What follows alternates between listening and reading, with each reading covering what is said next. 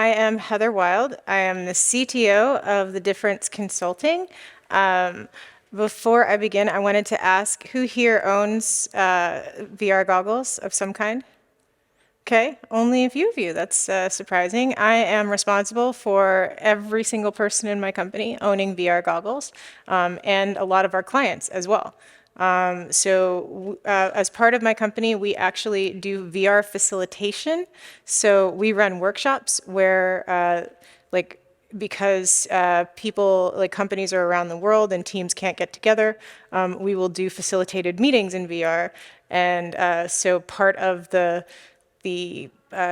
training that we do, like we will send VR goggles that we've all set up to make it really easy for the clients to then come in and then have their team meetings and breakouts all together. And they're just so amazed that, wow, this is great. It sounds like that I'm right next door to the person that I'm talking to. So in order to eat the dog food, me as the CTO have come up with ways to actually really do work in VR in addition to just these. Some might think they're gimmicky telepresence virtual facilitation sessions, but they actually are life-changing for the people that we facilitate them for. So just a little bit about me. I was an early employee at Evernote, which was is one of those Silicon Valley startups. Some of you may have it on your phone. Some of it may have been installed by default. That's how we become a unicorn startup. I also was an early employee at Spirit Airlines, which was basically the EasyJet of America.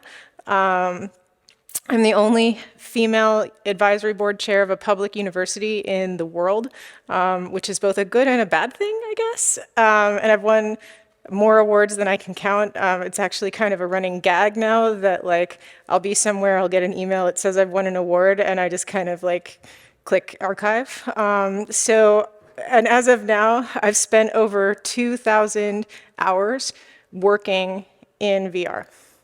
Or AR, but mostly in VR. So I'm going to show you a few, because I know how bad doing live demos at a conference is. A lot of these I've pre-recorded, and I'm going to use some things that other people have pre-recorded too. So, but I do have, like you can see, I do actually have the goggles here, so I will try to do a little bit of a live demo, but I've pre-recorded everything just in case. So this is what everybody wants you to believe VR is like right now. I don't know if we have sound, but we should. I didn't have time to do a check. Yeah, no sound? All right. Okay, so as you can see, like this is from Facebook Horizon. So the idea is you should be able to work from anywhere in your house, and you should use this as a way to go through your home and have your screens anywhere. And when there's distractions, you can just move and have your whole desk available, and you can do it whether it's, you can tune out the world, or you can have it as kind of a pass-through. So we're seeing the option of a pass-through background or a completely immersed background. And while she's just got her goggles on, she's showing you that she's got all of these screens. So this is perfect if you are living in a small apartment, for example, and you have your kids and your dogs and your everything around you. All you need is a little corner and a keyboard. And now suddenly you've got the largest screen and all of the big setup. And you might think this, again, you might think this is gimmicky, but it actually does work. Now it'll get better as soon as like all of these goggles have like 4K in both eyes, but it is possible.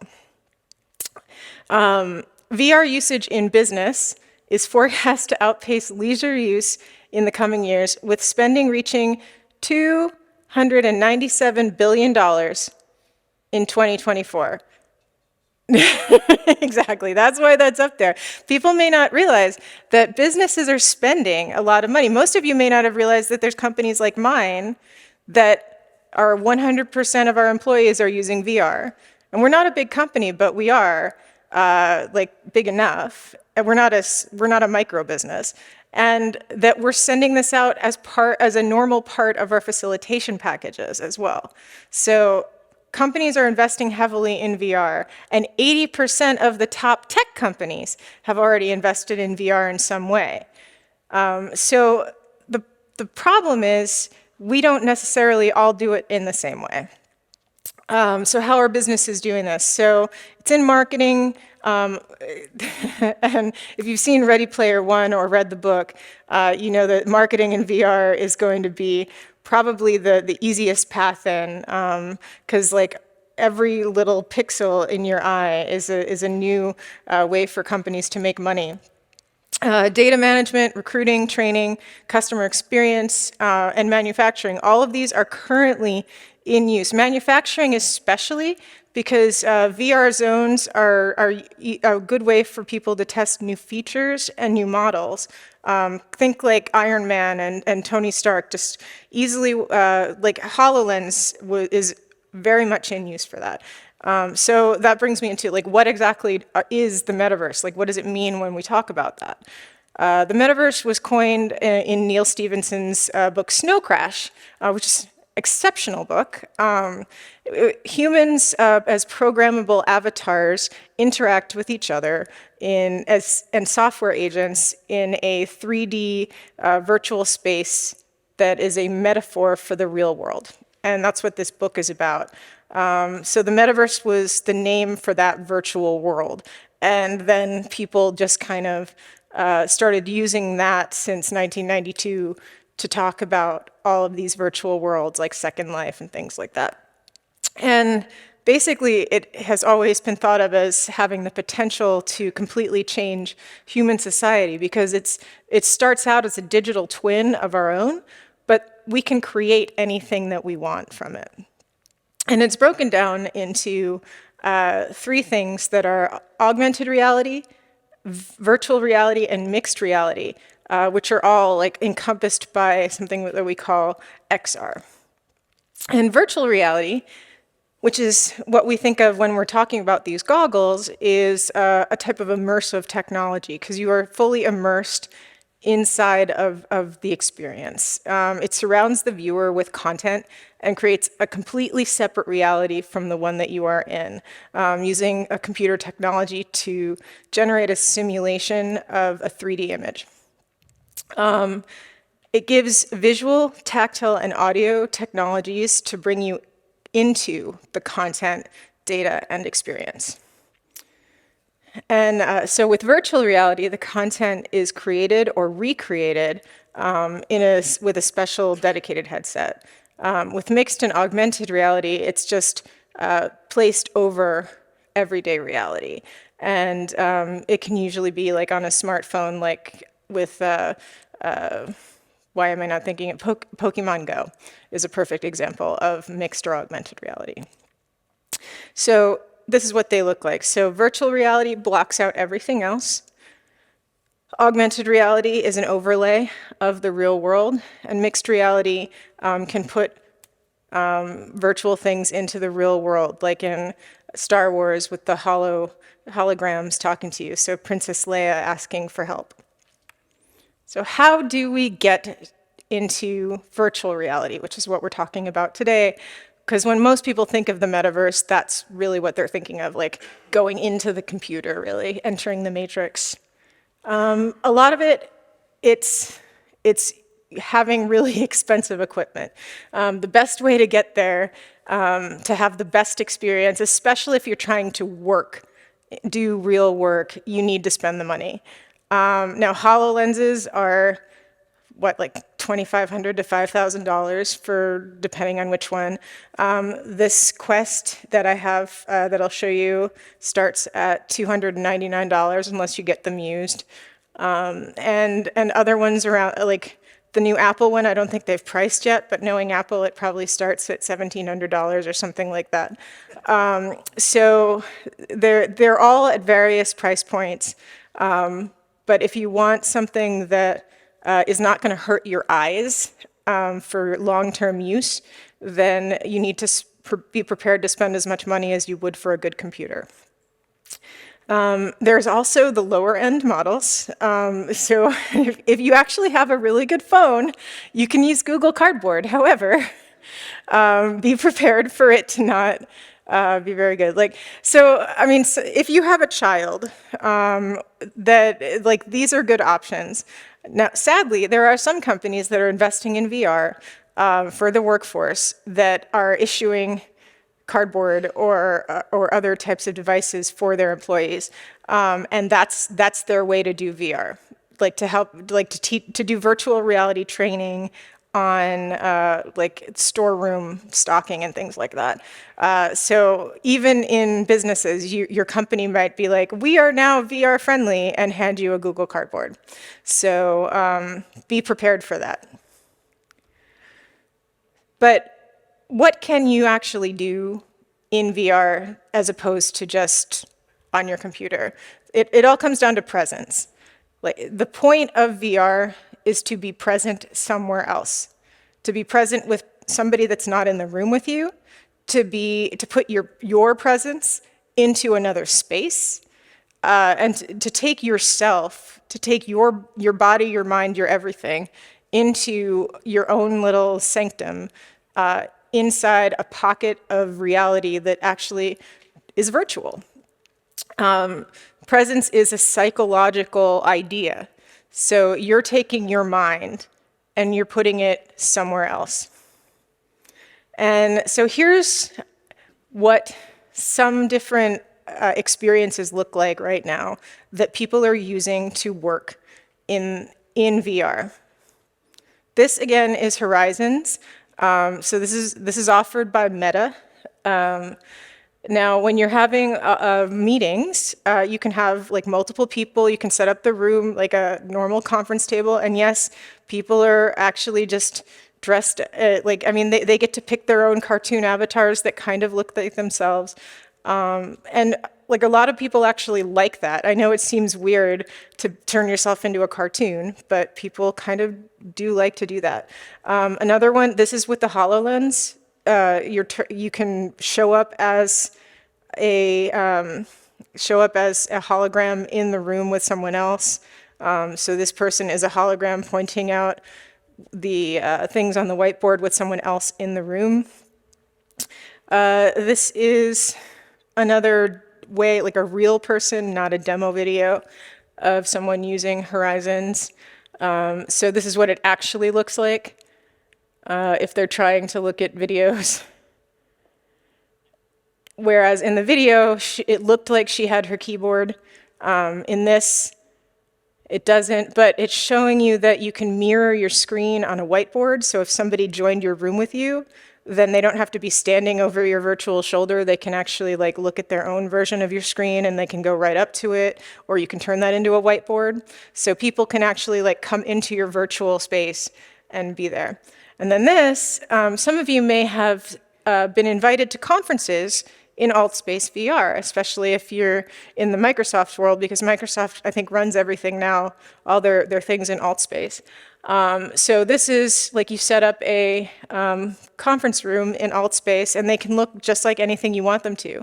But this one happens to be in a classroom setup, and you can have the presenter at the front of the room with their slides up there, just like this room, and then each person comes in and takes their seat and sits down. And then when you're sitting down, you'll actually hear the person sitting next to you, they're coughing, they're whatever, if they're not muted, louder than the person at the back of the room, because that's how the spatial audio is set up. And then some companies do it better than others. This is a company called Rumor.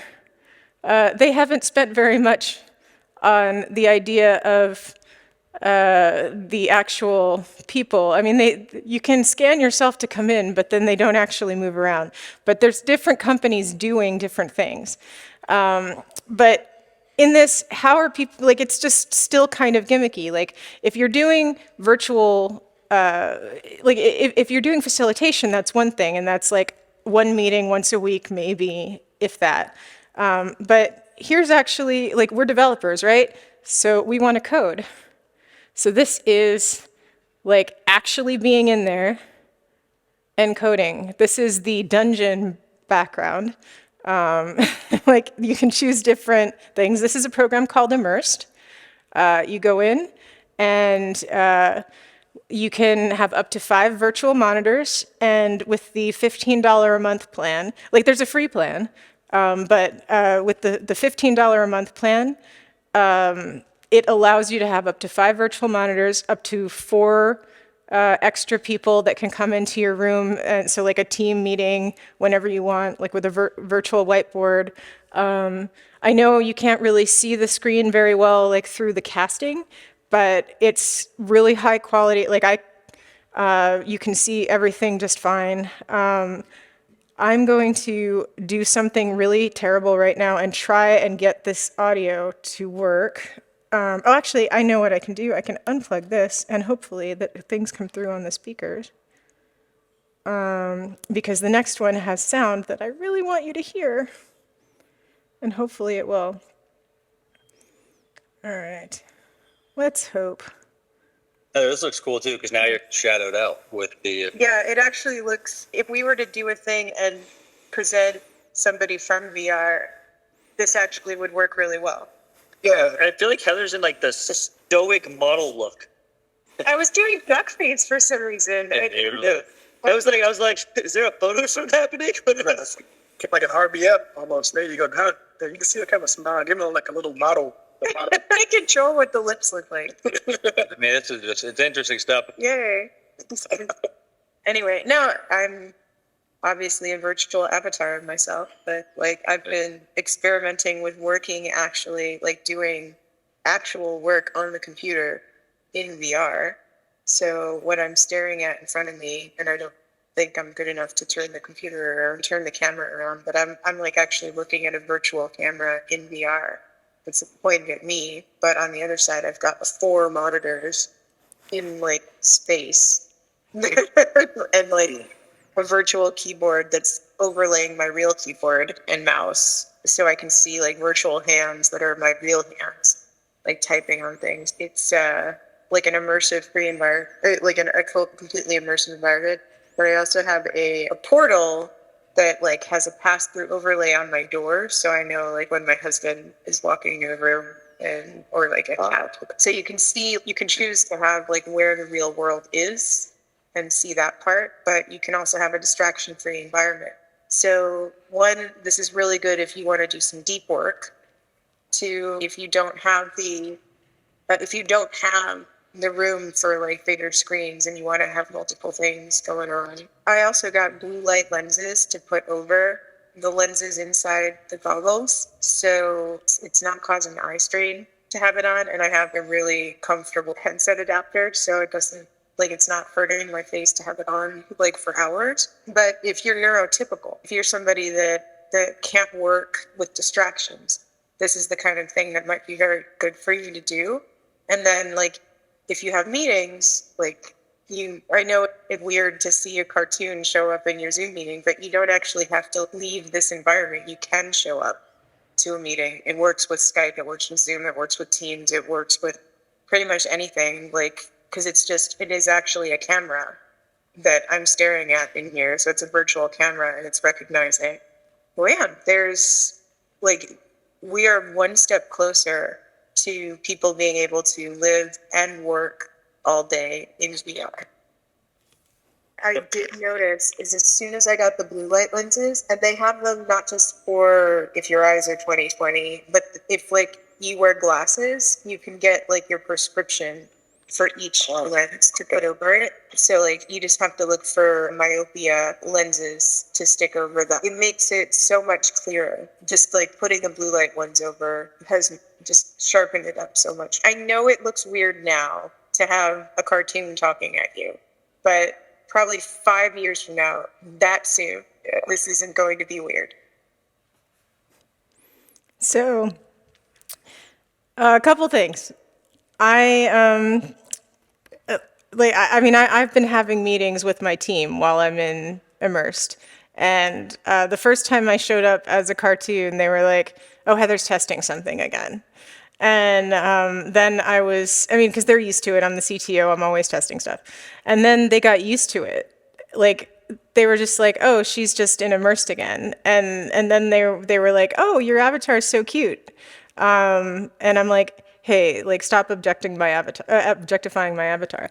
But now, I mean, like, they don't even notice, like, that it's a cartoon. They just know that it's me.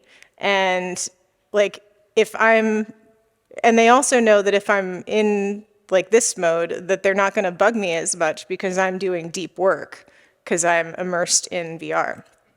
So here's another kind of, like, thing that you can do. This is, oh, I don't need to make that loud. Oh no, it's so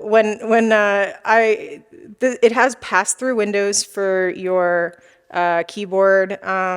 Like, it will directly show your actual, like, if you have a Logitech keyboard or an Apple keyboard, it shows it right in there. And it can do, like, the hand tracking as well. And it'll show, like, your magic mouse or whatever mouse you do. You can have a portal for that. But I mean, this is me actually doing real coding live in immersed. It works really well. Once you get used to it, of course, but it's a very short learning curve. And not only that, like, you can actually watch TV in there. So I mean, I know most of you, and, like, again, I'm a CTO.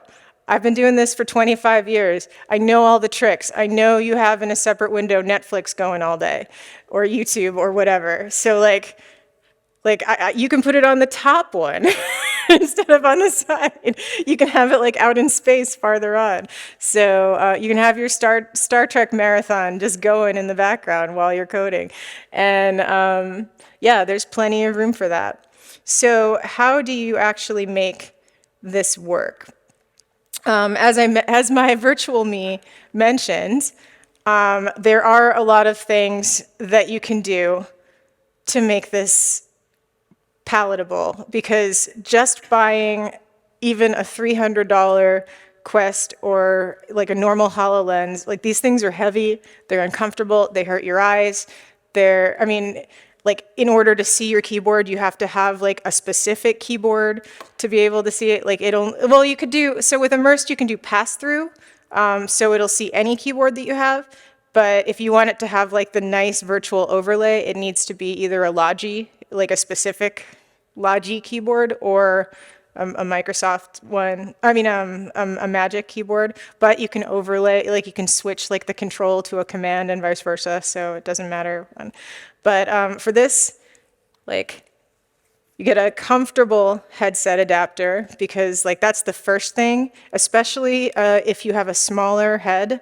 The ones that it come with, even the Elite one that they come with, like, they cut into your head. So this one, like, and you're welcome after this to come up and, like, fondle this.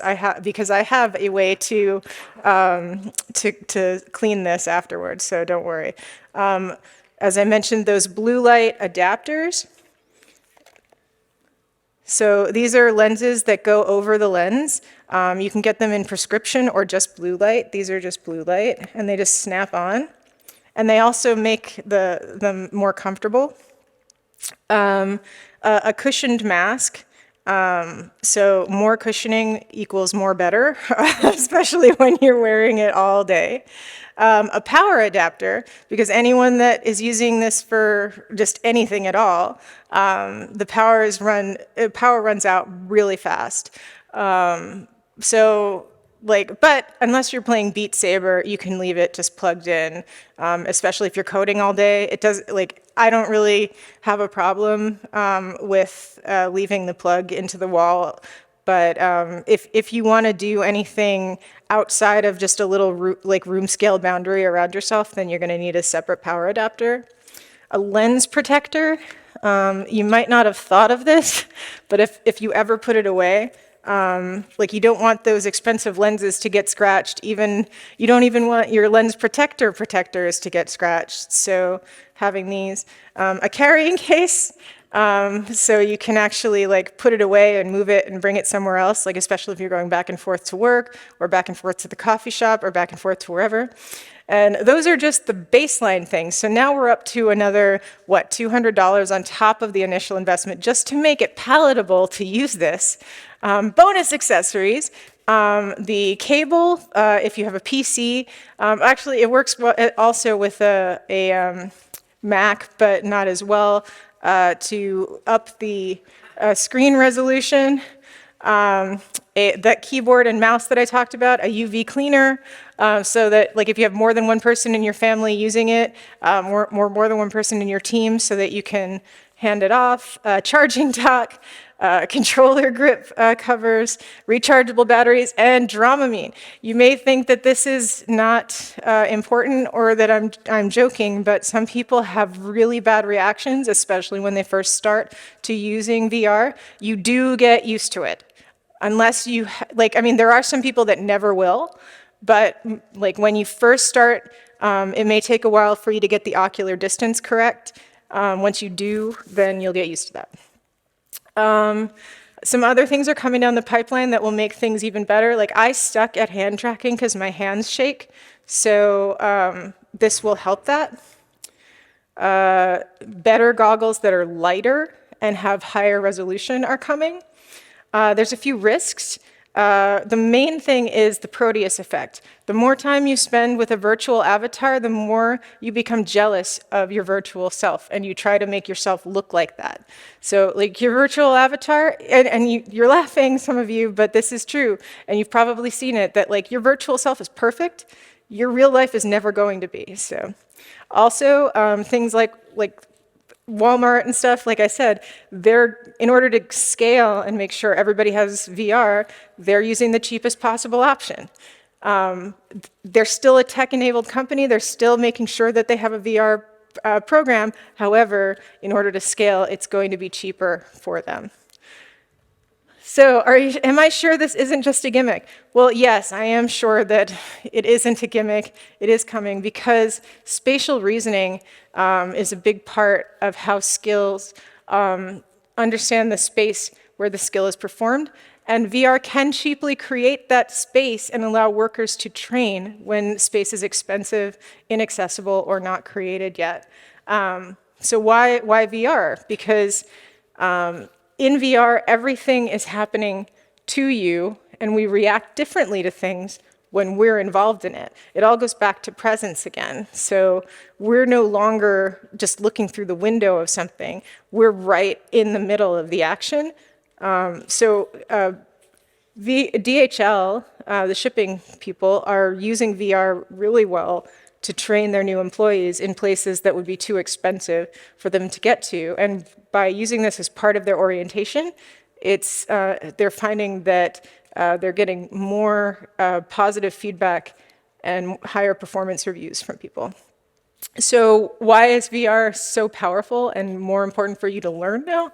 Because I mean, one, it's just cool. I mean, it's fun to learn how to do. And I mean, if you add that like you're a developer in VR or you're a developer in the metaverse to your resume, then recruiters are going to be like, ooh, metaverse, I'm going to add you. But like any company can come up with a thing that is useful there, and everybody can use it. It's an egalitarian system. So what does the future look like? Well, companies are going to use VR for product design and prototyping. Again, think Iron Man. VR is going to be important in training. If it isn't already, you're going to see a lot more of it, and very soon. I know within the next 5 years, it will be more and more common to see those cartoons like me show up in meetings. Conferences and VRs will become more popular than they already are. Microsoft is leading the way on that. I know we're a Java conference, but but seriously, if you check out AltSpace VR every day, there's at least one event that you're probably going to be interested in. And virtual tours are going to become even more common. YouTube has a VR channel, And there's tons of virtual tours around the world that you can find.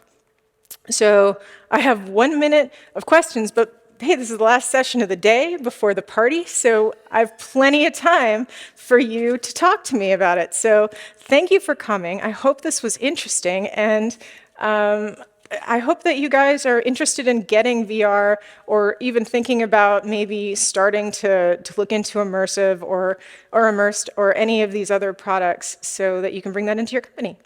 Thank you.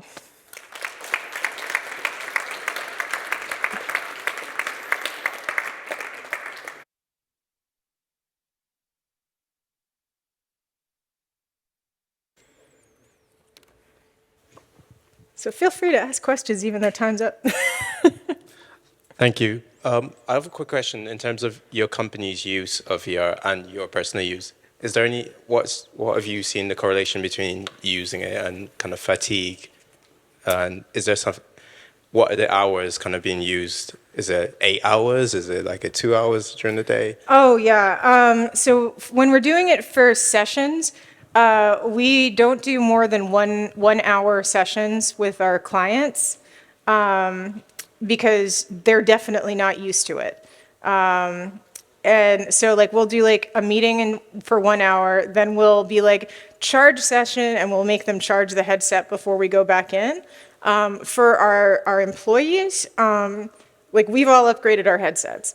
So like it's really up to the individual, but like I would say I prefer people to not spend more than 3 hours at a time without a break, because I mean there's just so much science on like screen time in general, but I make sure that everybody's got the blue light things, the headset adapt, like all of these upgrades that I've got, they've got to.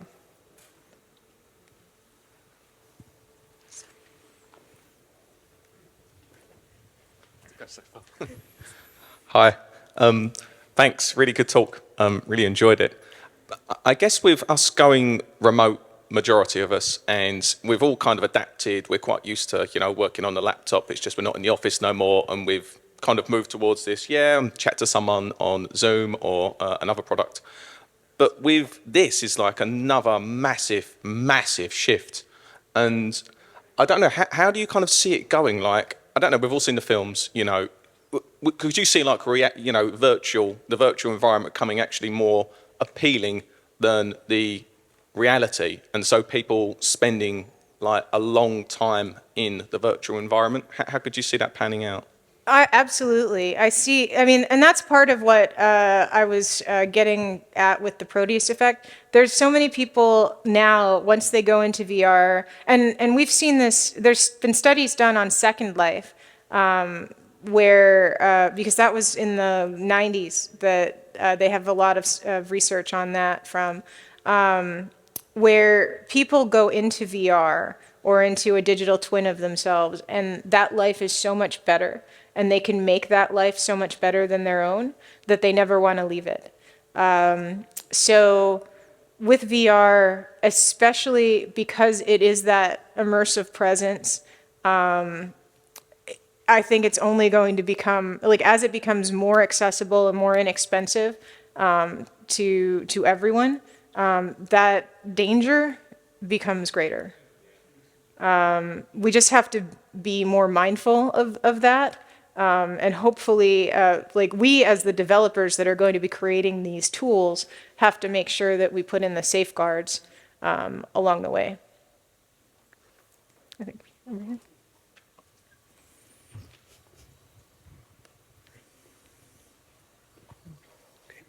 Thank you. So my question is, what about our eyes? Because when I'm looking at the screen, from time to time I look out of the window. And what happens here?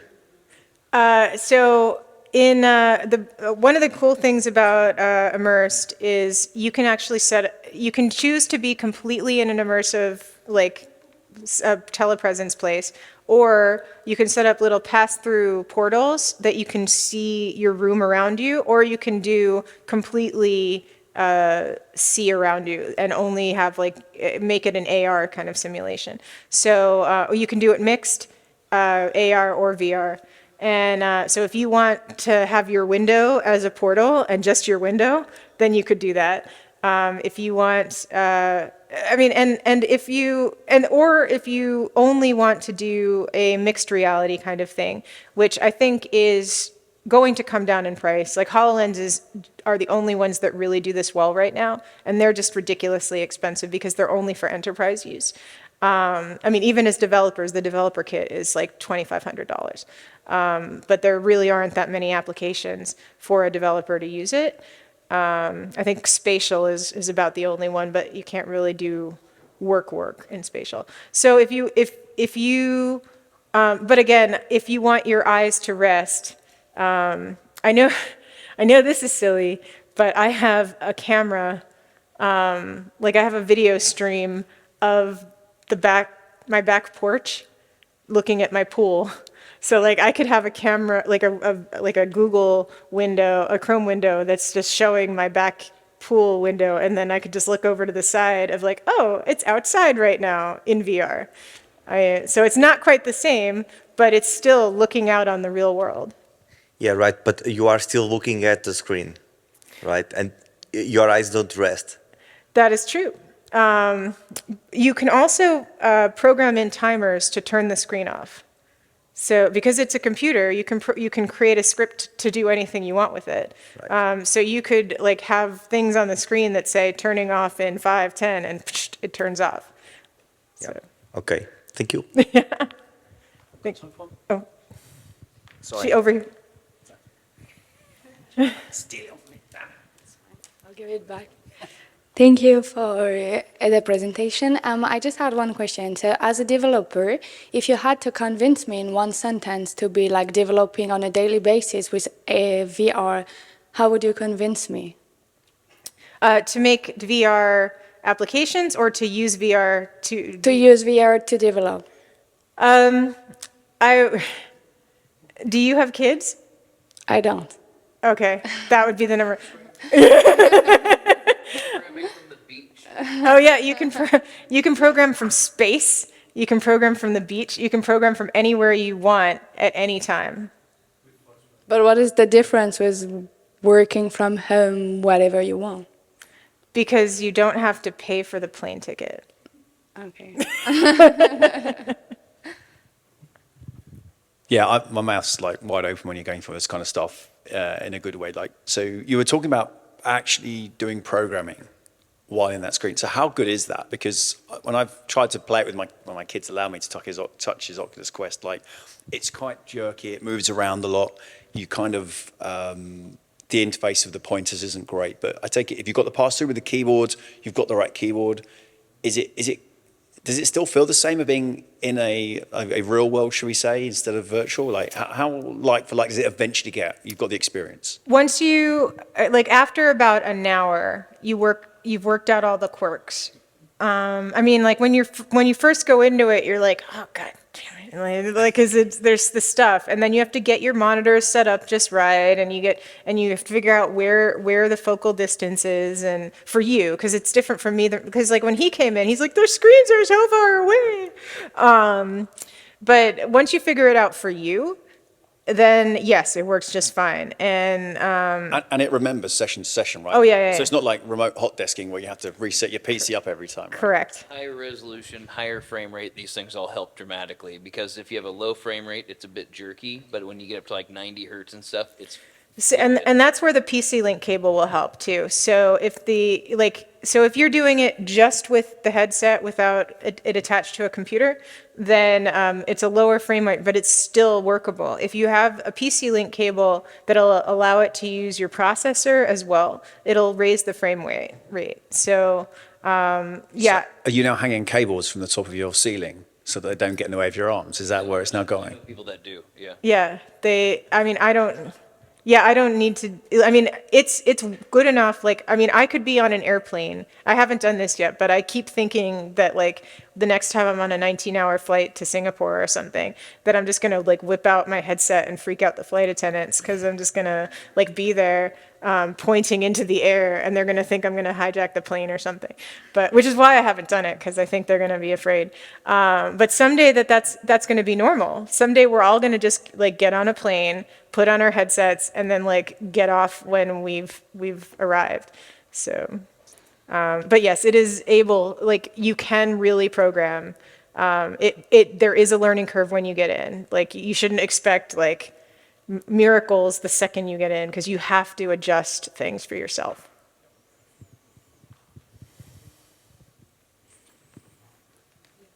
Anyone else?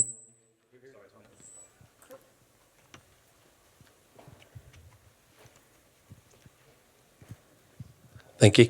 I just wondered what you needed on top of, like, if you've got an Oculus Quest, what software is it? Is it readily available, or what do you actually? If you don't have an Oculus Quest? No, if you do have one. Oh, so this was immersed. There's spatial. There's VR chat. There's, there's a bunch of different tools. The best way to figure out what things there are to work in VR is to actually go to the Ready Player Me site, because they create virtual avatars, and whatever they've integrated with is a good way to tell like what's a good productive site, or productivity site, because like if somebody's integrated with Ready Player Me, then they're probably going to stick around. So does it have like almost hosted virtual machines inside the software then, essentially? So if you haven't got it hooked up to a PC, for example. So I don't know. So Spatial has can link to Google Drive and things like that, but I don't know who's got access to virtual machines. I've never tried to use that. Because I always have I'm never without at least one of my laptops. So you just hook into your laptop then, essentially. Yeah, but it can also hook into your iPad or whatever. But I mean, different ones can do different things. Yeah, so I've never tried to do VR, virtual machines. Okay. So I can't answer that one, I'm sorry. Okay, no, that's cool, thank you. Anyone else? Oh, yep. Lots of questions on this one. I'm sorry, guys, I know you want to get out of the room. Thank you. Thanks for the talk. You just mentioned about the dangers and then the risks you have mentioned in the presentation. What are in the metaverse, what are the regulatory measures that have been done for like how much VR can you use, whether it's for you or not as well? Do we have certain measures in the metaverse or in the open source community for these things? There are helplines. There's even a deprogramming place in, like, I think Sweden or Norway, like maybe Iceland. Somewhere in Scandinavia, there's like a therapy center that people go to if they've spent too much time.